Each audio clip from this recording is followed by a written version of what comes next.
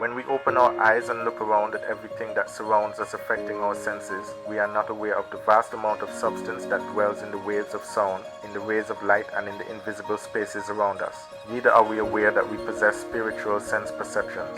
The reason we do not know we are surrounded by spiritual substance is because we transform our perceptions into mental process, and into these processes the information of higher worlds cannot enter. Modern science has confirmed that less than 1% of the electromagnetic light spectrum is visible to humans.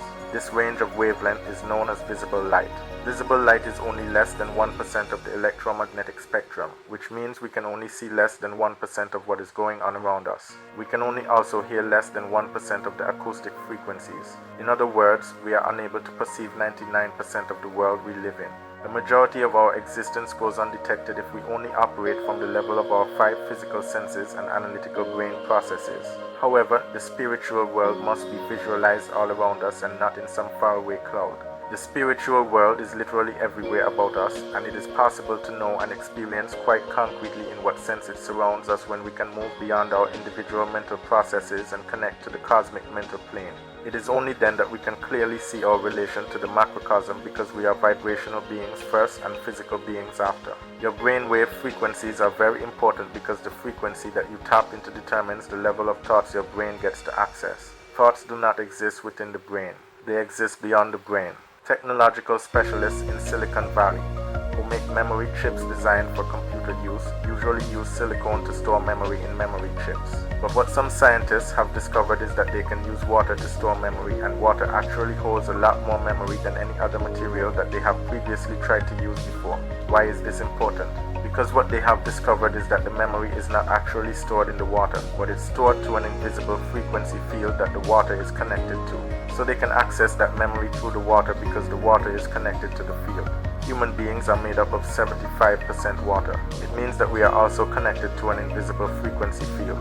You have a cell phone, and in order to get that connectivity through the cell phone, there is information coming to the cell phone. But you cannot see that information. Just like there is information coming to your radio for you to listen to it. You can't see that information, which means that the air has the ability to carry information that we can't see. And if we can use that to facilitate our technology, what makes us think that there isn't already natural invisible information in the air before we decided to put ours there? The air carries the full information of life. The air is pulsing with so much life that if any living thing should be shut off from the air, it dies. And if you think that anything is more important than breathing, try holding your breath and doing that thing. There's a story about a famous musician waking up at 3 in the morning and phoning his producer to tell him, "I need to record this song right now." And his producer says to him, "Do you know what time it is?" "It's 3 a.m. And he said, "I need to sing this song now because if I don't sing it, someone else will sing it. If you don't take the information, it will go somewhere else, to another receiver that is in tune." The information that we hold is not really stored in our brain. It's stored to a frequency field that our brain is connected to. So when you change that frequency, you have access to different types of information. The frequency field is where all thoughts exist. Our brain is just a transmitting and receiving mechanism, and the thoughts that we have access to depend on what frequency our brains are tuned into. An article titled "Are Inventions Inevitable" by William Ogburn and Dorothy Thomas, sociologists from Columbia University, was published in the Academy of Political Science magazine in New York City in 1922. They provided 138 examples of simultaneous inventions in which 2 or more people working independently of one another and simultaneously developing a groundbreaking idea or theory were involved. How is it that the same concept was developed at almost the same time by people from many cultures and continents? Throughout history, this phenomena has occurred. According to Albert Einstein, he had the concept for relativity in his head in a matter of seconds. It suddenly entered his thoughts. Poincaré, a French theoretical physicist, discovered relativity almost at the same time as Einstein. The radio was created by Guglielmo Marconi, Nikola Tesla, and others. The telephone is simultaneously being created by 2 people at the same time.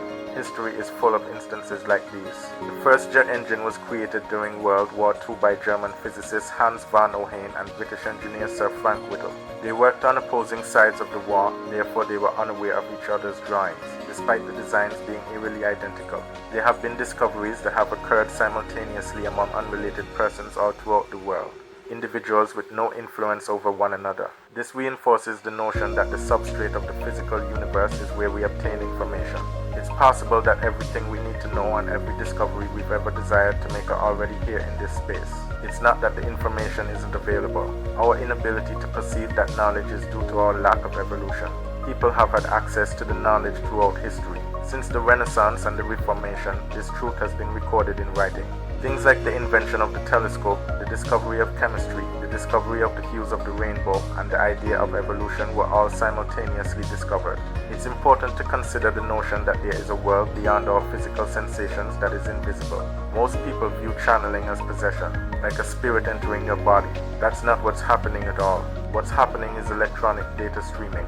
The channeler is engaging in an electronic transmission with another source. It would help us to understand channeling better if we understood that we are always channeling information.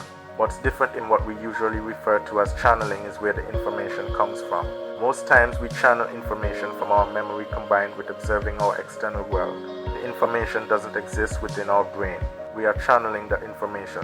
When we receive information from higher dimensions, it's like a thought that pushes aside all other thoughts and has this quality of truth that you can't deny. Although we are all a part of the unknown reality, it is only after tuning your frequency to that of higher worlds that your psychological awareness will bridge worlds of which you are not usually consciously aware. When a person is channeling higher worlds, they draw on deep resources of energy. The unknown reality can only be approached by and come into the reaches of a flexible consciousness, but it can be somewhat comprehended and consciously known and therefore expressed in three-dimensional reality. And we prove that the messages coming through the channeler are, in fact, from a legitimate otherworldly source and not just the work of charlatans. Scientists have connected the heads of channelers to Eve.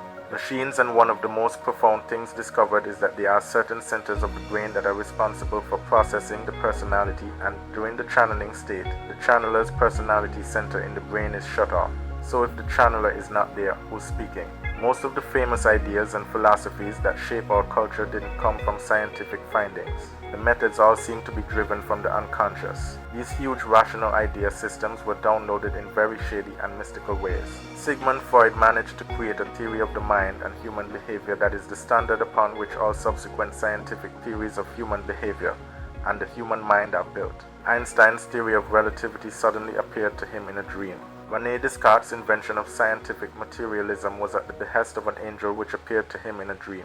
He recorded it in his diary that the angel said, "The conquest of nature is achieved through measurement and number." And he then awakens the founder of French empiricism and materialism and derivatively this whole branch of modern science at the behest of an angel. In this occult drive to understand nature, this is the amazing thing that the Greeks unleash, this idea that we can not only mythologize mysticism, but that we can know and experience it.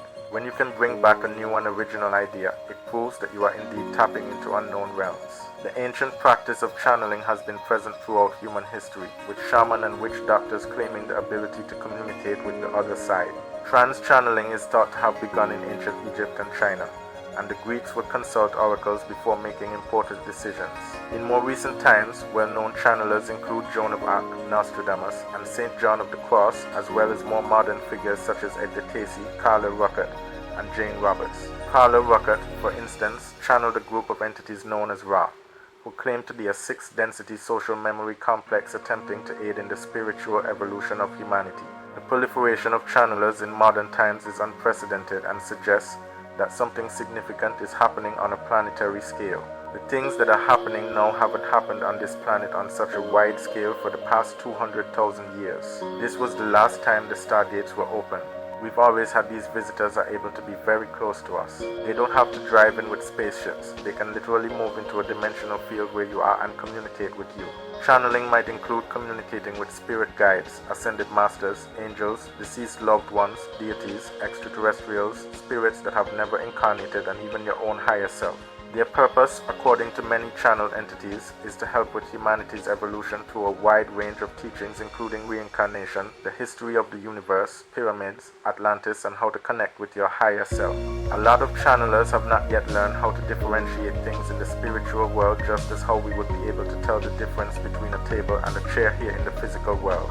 And since the information coming through is filtered by the channeler's programming, including their language and vocabulary, certain distortions are made in the translation of the received messages. The frequency power of the electrical connection between the channel and the source is usually only able to facilitate transmission of up to 10 or 15% of the information. It is not the case that there are no mistakes to be found in the translations, but those who strive to penetrate these works know that what is expressed within them could only have come from the great spiritual beings that are now guiding world evolution. If someone places their weak spiritual forces at the disposal of spiritual powers who wish to reveal themselves, and knows that these forces will produce only a distorted picture, but that there is no one else who could do it any better, then that person, through their devotion, is making a great sacrifice for the world. All renderings of the great truths are distortions. If someone wanted to wait until the whole truth could be manifested, then they would have a long wait. You can look towards the sky through the lens of a telescope and have light that has been traveling for millions and millions of years through the universe and has just reached our atmosphere fall onto your retina. And just as how the light of those distant stars are now reaching us from afar, so is the cosmic wisdom of the universe, which has existed since the beginning of time, now continually reaching us through the biological instruments that are ready to receive them. The channeler can receive up to hours of information and is aware that there is a communication going on. They don't really hear the words because that's secondary to what they are receiving. They are receiving telepathic concepts in a way that allows them to experience imagery and emotion that's all-encompassing. During deep states of transcendental meditation, a physical stillness is achieved which induces a profound change in the sound frequencies emitted by the human body. Consistent practice of meditation techniques such as yoga, Zen or transcendental meditation over a prolonged period of time can alter the resonance power associated with the sound frequencies produced by the human heart. This transformation in resonance is a result of the elimination of what the medical profession calls the bifurcation echo, allowing sound waves to move synchronously up and down the circulatory system in harmonious resonance approximately 7 times per second. When the body is in a meditative and relaxed state, the bifurcation echo gradually fades away as the heart reduces the force and frequency of blood flow into the aorta. As a result, a regular rhythmic sine wave pattern of sound is created, which resonates through the entire body and rises up into the head in sustained resonance. This resonance is of immense importance because it is directly transmitted to the brain and has a profound impact on it. The resulting vibration is received and transmitted into the brain through the fluid-filled third and left ventricles located above the brain stem. An electromagnetic pulse is produced, which triggers the brain to elevate both the amplitude and frequency of its output of brain waves. As the human heart generates coherence resonance during a deep state of relaxation, this pattern spreads to the fluid layer surrounding the brain and establishes a rhythmic pattern within the brain. This, in turn, creates a harmonized vibrational system throughout the body, transferring energy in a range of 6.8 to 7.5 Hz into the Earth's ionosphere cavity, which itself resonates at approximately 7 to 7.5 Hz. Once we are attuned to this frequency, the resulting wavelength becomes very long, spanning a distance of about 40,000 kilometers, which is roughly the perimeter of the entire planet. This signal is transmitted through the electrostatic field in which we are embedded and is not obstructed by anything, including metals, concrete, water, or the electromagnetic fields that comprise our bodies. As a result, it is an ideal medium for transmitting telepathic signals. Due to the length of its wavelength, the signal strength does not significantly decrease over long distances, making it capable of transmitting signals around the globe in approximately 1/7 of a second. Thus, the entire body acts as a finely tuned vibrational system, sending signals through the Earth's atmosphere and conveying telepathic messages without any significant attenuation of the signal's strength. Meditation is a powerful tool that can transform the mind, body, and soul. It has been found to induce a profound state of calm within the nervous system and significantly lower blood pressure, which in turn causes our physical organ systems to vibrate coherently. The resulting resonance creates a regular repetitive sound wave that propagates in consonance with the electrostatic field of the Earth. As the body becomes a coherent oscillator vibrating in harmony with the surrounding electrostatic medium, it entrains energy from the Earth's electromagnetic field. This puts the body's energy into homogeneity with its surrounding environment, partly because the electromagnetic medians become a single energy continuum. This process molds the brain into a state of focused coherence at steadily higher levels of frequency and amplitude. The brain is then able to entrain analogous frequencies in the universe for data collection, which promotes the enhancement of bodily energy levels. Moreover, by resonating with the Earth's electromagnetic sphere, the human body creates a surprisingly powerful carrier wave. This carrier wave can assist the mind in communication activity with otherworldly intelligences that are similarly tuned. It is a powerful tool for spiritual growth and evolution, as it allows the individual to connect with the cosmos and tap into the infinite wisdom that exists beyond the physical realm. Tuning our frequencies to be alike with the frequencies of higher states of consciousness in the universe is the process by which an individual can gain access to the intuitive knowledge that the universe offers. When the mind begins to achieve higher vibrational levels, it can then bring itself into synchronization with more rare and sophisticated energy levels in the universe. In this way, an individual can access new categories of information not available to ordinary consciousness. After practicing to access gamma states, you are able to consciously shift your brainwave frequency in and out of the gamma state, which is about 40 to 100 cycles per second. Since the gamma wave frequency is a similar frequency as that of higher intelligences in the universe, as you vibrate together, what you get is a telepathic translation of their thoughts into the language that you are programmed with. The mind, when operating at these rare energy levels, is then capable of receiving and processing the information from other sources at these higher energy levels in the universe and translating it to achieve meaning in a cognitive context. This information is usually received visually or auditorily through flashing symbols or holistic blocks of intuitive information. They don't take credit for it, they don't feel elevated by their own genius. It unfolds for them at a conversational speed by an intelligence for which they are nothing more than a secretary. Quantum entanglement is a phenomenon observed by quantum physicists, where particles with the same energetic qualities stay connected energetically so that the actions performed on one of the particles affects the other, no matter the distance between the two particles. So according to quantum entanglement, a particle vibrating within you can affect a molecule inside a star at the edge of the universe instantly once their frequencies are alike. The rules of reality are different for each plane of existence that you exist upon. Physical distance determines proximity in the material plane. But in the higher dimensions of consciousness, since there are no concepts of space and time, proximity is not measured by distance, but by how vibrationally alike in nature two things are to each other. Think of a ceiling fan that's stationary and not moving. When you turn it on, the fan spins faster and faster until the blades are no longer visible. They're just a blur. Spin them even faster and they will appear as if they have disappeared entirely. The other dimensions of our reality are doing the same thing as the fan. They are vibrating at such a fast rate that we cannot see them, even if they are part of our reality.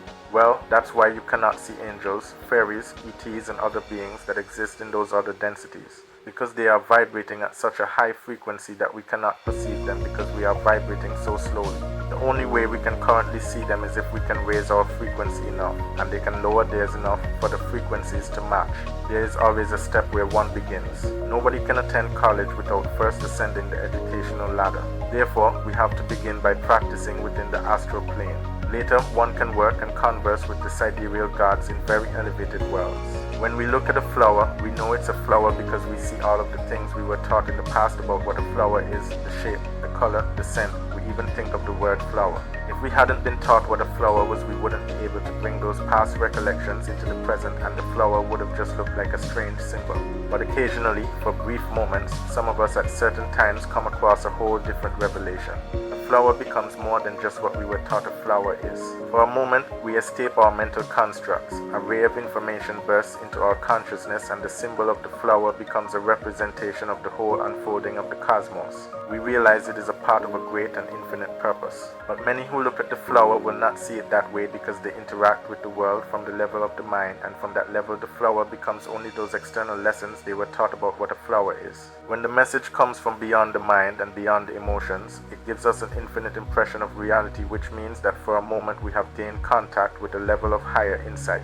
We have been lifted up into the presence of higher realities. The eighth dimension is a fascinating realm that has intrigued mystics throughout history. It is a dimension that connects the entire universe in different levels of consciousness, and we refer to it as the Akashic Records. This dimension holds a storehouse of information in a non-physical plane of existence that contains every human event, thought, word, emotion, and action that has ever occurred in the past, present, and future. The concept of the Akashic Records dates back to ancient Sanskrit texts, where the term Akasha, meaning upper sky, was introduced. Theosophical Society co-founder Helena Blavatsky further popularized this term during the mid-1800s, describing the Akasha as the primordial substance that includes all vital forces. While Blavatsky never directly referred to the Akashic Records, she did make reference to indestructible tablets of the astral light utilized for recording both the past and future of one's thoughts and actions. This repository of cosmic information has been widely spoken about by numerous mystics throughout history, and it is suggested that one could view their own Akashic records by attaining higher stages of individual enlightenment. The Akashic records are not an actual physical location, but rather an etheric language that contains the energetic imprint of all past and future lifetimes of all individuals. Everyone has a personal book of life that is stored in the etheric field of the planet in the Akasha. Accessing this information can provide a deeper understanding of oneself and one's purpose. The Akashic records have been referred to by various names such as the Hall of Records, the Library of Light, and the Mind of God. It is like a library where one can access any information they desire. However, accessing the records is not as simple as walking into a local library. It is important to understand that a dimension is not a physical place where one can physically go and look for information. Instead, one must become to see and feel the information contained within. Accessing the Akashic records is a metaphysical process that involves gaining insight through spontaneous experiences or specific practices. Human consciousness is intimately connected to the Akashic realm, and one can tap into this realm through various spiritual practices such as meditation. By accessing the Akashic records, one can gain insight into their past lives, their soul's purpose, and the lessons they need to learn in this lifetime. Accessing the Akashic records is a form of channeling. The way you can tap in fully and download that information is to transform yourself into the vibration of that information so you can download it. A download is an instantaneous influx of information from source. This can come in the form of instant realizations, messages in dreams, saying something someone needed to hear in an exact moment, writing, channeling, a beautiful piece of music, or anything really. In essence, you are basically a channel for divine information when receiving a download. The way you open yourself up to have this kind of connection with Source is to raise your vibration and continue to develop your relationship with the universe by communicating with it. Over time, you will be able to regularly receive and channel downloads. The earth is alive and contains the knowledge you seek. It is your level of consciousness that determines what it reveals. Those familiar with the Akashic realm suggest one must first attain a deeper understanding for the spiritual and metaphysical process, and that with the knowledge of the Akashic records and their chronicling of our past, present, and future comes with a great opportunity for enriching one's life. Once you have tapped this cache, nothing else in the name of ethereal lore comes close to describing the doorway. It can be the purest joy to behold and overwhelming to the point of madness to resolve from the rudiments of any notion of rationality. It shouldn't be possible to know things you were never taught, but once you have the experience, you will know better.